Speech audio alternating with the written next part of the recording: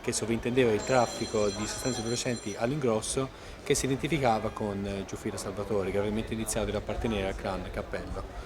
Come permetteva di documentare l'attività tecnica dell'indagine, all'interno dell'autoleggio di fatto lui gestito avvenivano tutte le contrattazioni all'ingrosso, che potevano variare nel prezzo a seconda della solvibilità, dell'affidabilità e della qualità della sostanza che si vendeva al cliente. Di spaccio nel cuore di Librina e di San Giorgio, due piazze di spaccio entrambi di cocaina che fruttavano un valore di affari di circa 1000 euro al giorno,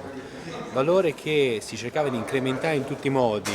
minimizzando sempre le notizie di arresti e riscontri da parte delle forze dell'ordine in modo da non intaccare la reputazione della piazza di spaccio e potenziando tenacemente in modo determinato le difese per ridurre al minimo i rischi di interventi da parte delle forze dell'ordine. Parliamo di vedette, telecamere, portoncini blindati, tutto ciò che in qualche modo può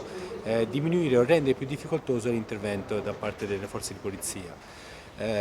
Una ricerca forsennata, possiamo dire, di guadagni illeciti che accomuna in questo senso il traffico di sostanze stupefacenti con i furti di autovetture, a tal punto che in qualche occasione qualche indagata addirittura ponderava laddove fosse più conveniente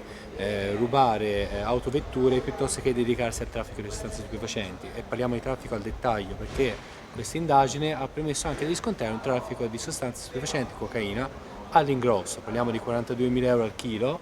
vendite che venivano effettuate ad acquirenti che erano a loro volta responsabili di piazze di spaccio o corrieri dediti al trasporto fuori provincia, come nella zona del Palermitano e del Trapanese, come ha permesso di documentare un arresto anche da parte dei Carabinieri di Marsala di una persona incaricata di svolgere le funzioni di corriere che è stata arrestata dal Comando Carabinieri di Marsala con 2 kg di cocaina.